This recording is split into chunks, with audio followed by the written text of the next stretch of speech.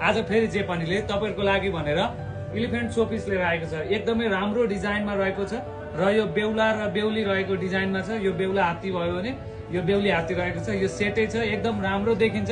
हजुरहरुको घरमा राख्दा या तपाईको टिभी सोकेसको छेउमा राख्दा एकदमै राम्रो देखिने यो एलिफेन्ट सोपिस एकदमै युनिक डिजाइनमा छ र यो चाहिँ यसले सेरामिकले बनेको छ।